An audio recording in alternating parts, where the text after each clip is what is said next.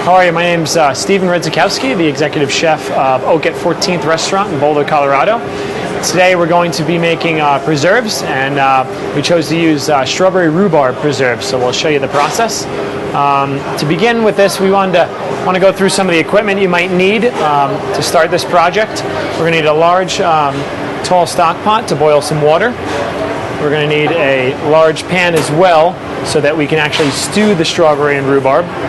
And then for the actual preserving itself, we're going to need, you can either use, and you can find these in the store, some of the local markets or the craft stores, the Kerr jars or the Bowl jars as well, the two companies that have them.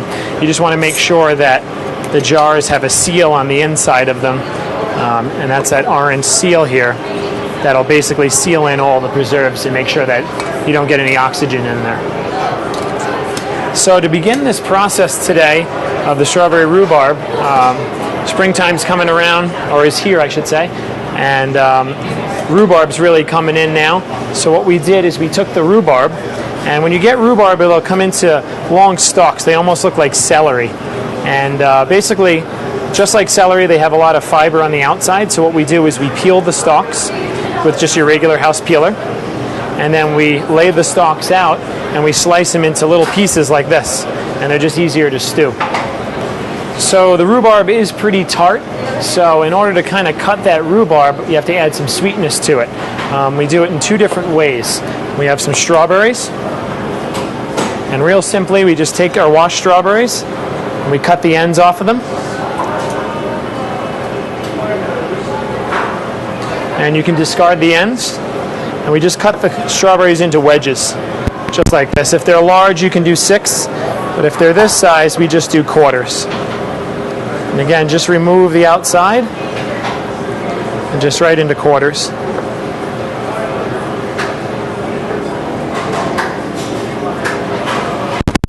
Once our strawberries have been sliced into quarters and our rhubarb has been cut into small pieces, then we'll add them together, and then we bring them over here to this large pan.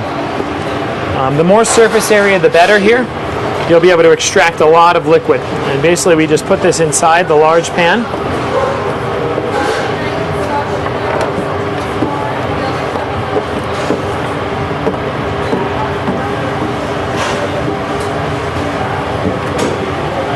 And I like to leave the strawberries a little bit larger, only because when they stew you'll have larger pieces inside so it doesn't turn into a complete puree. And for this I like to use equal parts strawberries and rhubarb, because you get the tartness from the rhubarb again, and you'll get some of the sweetness from the strawberries. I like it a little tartar myself, so I do half and half equal parts. You can go a little heavier on the strawberry if you want to cut down on that tartness. And then for the weight measurement of this, I do 1/4 of the amount of sugar. You just pour the sugar over the top.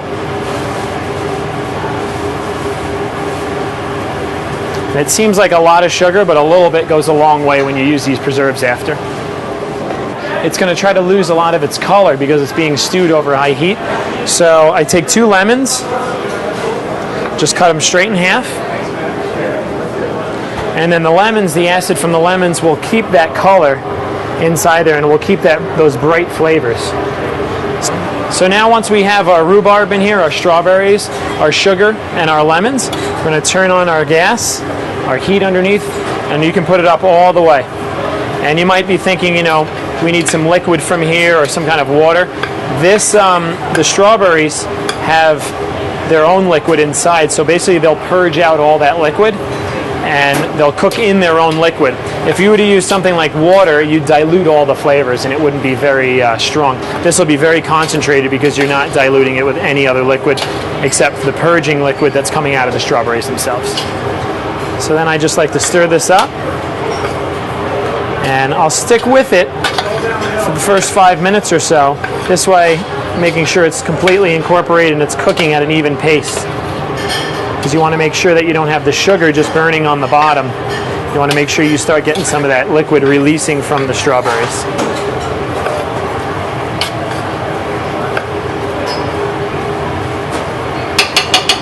So this process right here of cooking will take approximately 15 to 20 minutes, just depending on how far you want to go. I like to go a little further for the application we use here, and I'll show you that in a little bit, but you can do it a little less so you have a little larger pieces of strawberries, or you can go a little bit more so the strawberries are broken apart. So after around 15 to 20 minutes or so, the rhubarb and the strawberries will cook down, and then we'll be into this process here. It'll cook down completely, and we'll have this preserve kind of almost like a salsa consistency, where you can see the pieces of strawberry still in there. You can see the rhubarb inside there as well, and it keeps that bright color again because of that lemon juice we put in. So once we're at this stage here, we're going to get our jars. And if you get these type of jars at the grocery store or specialty market, they will come already sterilized and sanitized. And when you open them up, they'll make a pop sound to them. That means they haven't been exposed to any bacteria, any air. But you can reuse these at the house. So if you do reuse these, just make sure that you sanitize them in boiling water.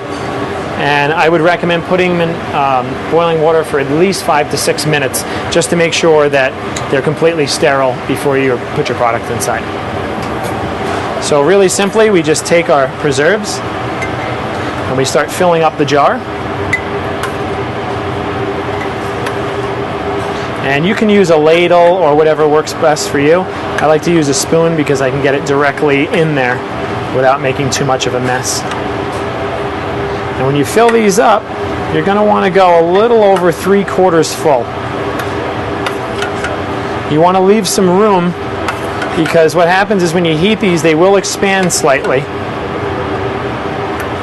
So I'll leave a good 2 inches, 1.5 to 2 inches on the top. So again, it leaves you some room, because again, once these heat, they will expand a little bit. Then you're going to get your top with the seal. Put it right on, and you want to make sure you get a really aggressive seal. So twist it around a couple times just to make sure it's nice and tight. And you'll notice it's not sealed yet, so that top will be inverted up here. That means it has not been sealed yet. So that's always a good sign, and we'll go over that after when we do seal. But it is inverted, so that means we haven't sealed yet. And once we put the top on, you can see we still have some air in there, a little bit of room so that it can breathe. And then we're going to come on over here, and we have a boiling pot of water here, just regular water, a large pot, and I put a towel down in the bottom of the pot, because what I want to do is once I put this jar in, I don't want it to hit the bottom of the pot directly, because that heat might break this jar. So what I do is I put the towel in there to kind of give it a little bit of a buffer, and it can kind of protect it from the bottom of the pot where the heat is. So we just gently put it over the top, and I just let it go right on top of that towel that's in there. And the big key here is you want to make sure the jar is completely submerged. You don't want the top of it bouncing out. You want it completely underneath the water at all times. And you can do 3 to 4 different ones at a time. So at this point, now we'll let this sit in here, and I'll let this boil for a good, they recommend 12 minutes. I like to go a little bit longer. I like to go 12 to 15 minutes myself, just to make sure that it's going to get the best seal possible. And what's happening now in this jar is that basically you're heating up everything inside the jar. It's already heated, but you're bringing everything up to a boiling temperature, to 212. And what it's doing is it's sterilizing everything inside that jar as well as outside. And after about 15 minutes, what we're going to do is we'll kill the heat of this.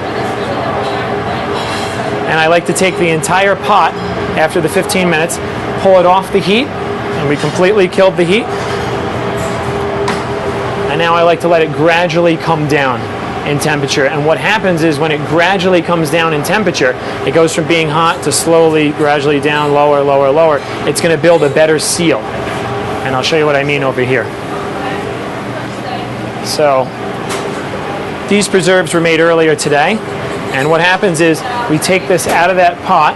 After it's at room temperature, you'll be able to touch it in there with your hands, and that means it's cold enough to take these out. Once you remove these from the pot that's now at room temperature, it's gradually gone down slowly, slowly, slowly. So what it does is it forces a vacuum inside to pull down that seal on the top. So you'll notice on this one, it's no longer it's now indented. It's no longer popping up anymore. And that's your sign that you have a good seal. If you don't have that seal, you have to start the process over again by resanitizing the jars, bringing the preserves inside back up to a simmer, and doing the whole process over again. This is the most important part of preserving, because again, you don't want any bacteria growing in there. That's very harmful. So you want to make sure you get a really good seal. And the simplest way to determine is it'll basically go down on its own, the top. You won't have to push it down. You shouldn't have to push it down. You'll take it out of this gradually cooling liquid, of the water I should say, and it'll already have gone down on its own, and that means you have a quality seal. And you can store these. I like to put them in the refrigerator just to be safe, but you could store these at room temperature, and anything that's jarred like this will last up to months in jars, and you can use it. And it's a great way to really, capture the season. In the middle of winter, when it seems like it's not appropriate to be serving strawberry or rhubarb, you have a reason to, because you've captured it at the height of its season, and you've captured all the flavor right in here, and it's not going anywhere because of that tight seal.